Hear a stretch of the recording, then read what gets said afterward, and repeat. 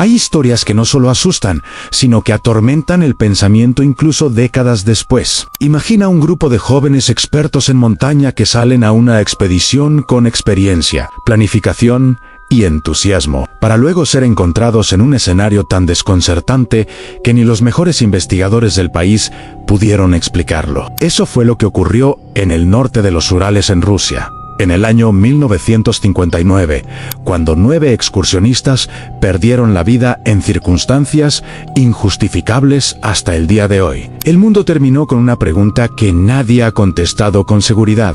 ¿Qué ocurrió realmente en el Paso Dyatlov? La historia empezó cuando un grupo de estudiantes y egresados del Instituto Politécnico de los Urales decidió realizar una expedición de alta complejidad para obtener una certificación deportiva. Todos tenían experiencia en montañismo, supervivencia invernal y orientación. El líder era Igor Dyatlov, un joven meticuloso, con reconocimiento académico y un carácter sólido, capaz de mantener unido al equipo incluso en situaciones de tensión. El plan original era recorrer una ruta difícil en una región que muy pocos se atrevían a enfrentar durante el invierno. La zona era helada, solitaria y conocida por vientos extremos. Tenía montañas que los pueblos locales respetaban profundamente. Algunas comunidades nativas consideraban aquellos lugares inhabitables y los evitaban, ya que creían que allí vivían fuerzas que nunca habían sido comprendidas. Los 9 excursionistas partieron llenos de motivación, registrando su trayectoria en diarios y fotografías que hoy funcionan como una de las piezas más valiosas del caso. Nada parecía fuera de lugar. Risas, comentarios sobre el clima, anotaciones de cansancio mezcladas con la emoción de estar en una aventura que representarían con orgullo. Pero la historia dio un giro inesperado cuando uno de los integrantes, Yuri Yuden, enfermó del estómago antes de que el terreno se hiciera demasiado difícil y tuvo que regresar. Él fue la única persona del grupo que sobrevivió, un destino que cambió su vida para siempre. Los otros 9 siguieron avanzando. Llegaron finalmente a una zona montañosa donde las condiciones se complicaron. Vientos cortantes, nieve profunda, poca visibilidad y un clima que no perdonaba errores. Aún así, decidieron montar su tienda en una pendiente cercana a una montaña llamada por los pueblos originarios como Montaña de la Muerte. No era un nombre figurativo, sino una advertencia ancestral. Esa fue la última noche que se supo algo de ellos. Pasaron varios días sin noticias y cuando no regresaron en la fecha establecida, se organizó una búsqueda. Equipos de rescatistas oficiales, voluntarios experimentados y finalmente el ejército participaron en las tareas. Cuando por fin encontraron el campamento, comenzó el misterio. La tienda estaba cerrada desde dentro, pero rota de adentro hacia afuera, como si las personas hubieran intentado escapar con desesperación. A su alrededor estaban las huellas de los excursionistas, pero no llevaban botas. Varios de ellos habían salido solo con calcetines o sin protección en los pies, en medio de una tormenta y temperaturas bajo cero. No había señales de que alguien los hubiera perseguido desde el exterior. No había otras huellas, ni restos de animales, ni indicios de lucha en el campamento. Los primeros cuerpos aparecieron cerca de un bosque. 2 estaban junto a los restos de una fogata improvisada, como si hubieran intentado calentarse antes de morir. Estaban descalzos, con poca ropa y con marcas relacionadas con la hipotermia.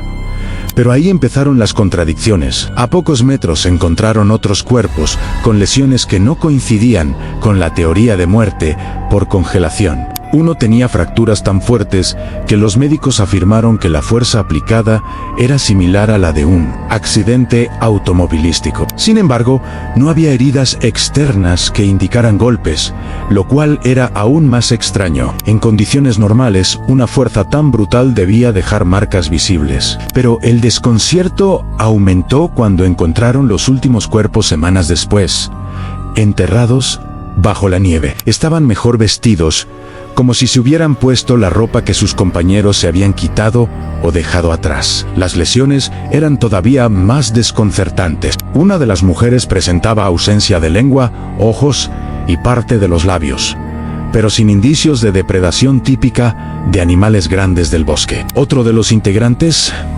tenía el cráneo fracturado desde dentro hacia afuera. Los informes forenses describieron algo que parecía imposible. No existían señales de violencia humana, no había restos de armas, no había indicios de terceros, y aún así, las heridas eran traumáticas y severas. Los investigadores no lograron explicar cómo un grupo con experiencia, preparación y equipamiento adecuado pudo abandonar su tienda en medio de la noche y huir sin ropa ni protección, comportándose de manera irracional para su nivel de entrenamiento. El informe oficial, publicado en ese momento, concluyó que los excursionistas murieron por una fuerza natural irresistible. Esa frase se convirtió en la más conocida del caso, pero no aclaró nada. Solo encendió más preguntas y abrió la puerta a teorías que con el tiempo se multiplicaron. Algunas personas afirmaron que pudieron haber sido víctimas de pruebas militares secretas que se realizaban en la zona, en los Urales. Durante esa época, las Fuerzas Armadas sí ejecutaban experimentos relacionados con proyectiles y tecnología de guerra. Si una prueba fallaba, podía explicar ruidos en la noche, ondas expansivas o efectos psicológicos que obligaron al grupo a escapar de manera impulsiva. Pero esta teoría no explicaba por qué las heridas internas eran tan extrañas, ni por qué el terreno no mostraba restos químicos ni rastros de explosivos. Otra interpretación señalaba una avalancha, pero expertos de la región afirmaron que la pendiente donde colocaron la tienda no generaba avalanchas de manera natural, y aun si así hubiera sido, una avalancha habría dejado rastros que nunca se encontraron. Además, si hubieran huido por ese motivo, habrían sido capaces de regresar a la tienda después de que el riesgo pasara. Sin embargo, su comportamiento posterior parece reflejar miedo extremo y huida sin sentido. Otros investigadores plantearon una explicación relacionada con fenómenos atmosféricos poco comunes. La región ha sido estudiada por presentar luces misteriosas en el cielo en ciertas épocas. Algunos especialistas han sugerido que descargas de energía inusual pudieron haber producido sonidos en frecuencias que el oído humano percibe como amenazas, generando pánico colectivo. Esto explicaría la huida desordenada, pero tampoco explica las lesiones más graves. También existieron teorías que involucraron a animales salvajes, pero no había marcas de ataque ni arrastre. Incluso se mencionó la intervención de poblaciones locales, pero los pueblos nativos no tenían registros de presencia en la zona durante esa época, y nunca se encontró una sola evidencia que los señalara. El misterio se volvió aún más profundo cuando un grupo de montañistas adicionales afirmó que esa misma noche habían visto luces extrañas en el cielo. Estas declaraciones están registradas en documentos oficiales de la exploración, pero nadie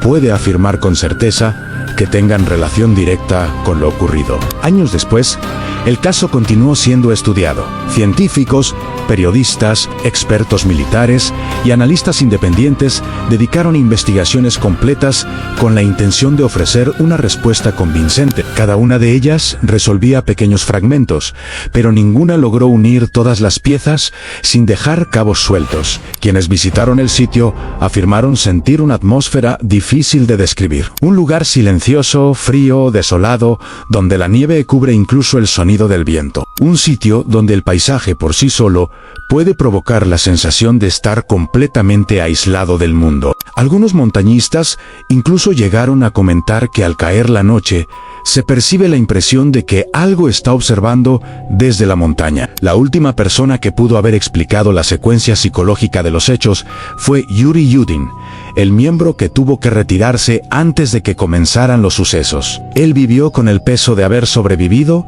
a algo que nunca entendió, incluso cuando dedicó su vida a intentar descifrar qué ocurrió con sus amigos. Hasta el final de sus días afirmó que no creía la versión oficial y que estaba convencido de que algo imposible de explicar sucedió en ese lugar. Con el paso del tiempo, el paso Dyatlov se transformó en un símbolo de misterio inexplicable. Un caso con registros fotográficos, diarios personales, informes médicos, peritajes y participantes directos del rescate, pero sin una respuesta definitiva. Un escenario que parece tener pieza por pieza, pero que no encaja dentro de ninguna explicación tradicional. Hoy el lugar recibe visitantes que buscan una experiencia extrema. Algunos van por la ruta que realizó el grupo y dejan flores frente al monumento dedicado a los 9 excursionistas que nunca regresaron. Hay quienes afirman que la sensación del sitio es perturbadora de una forma que va más allá de lo ambiental. Otros aseguran que solo es una tragedia que se volvió conocida debido a lo inexplicable.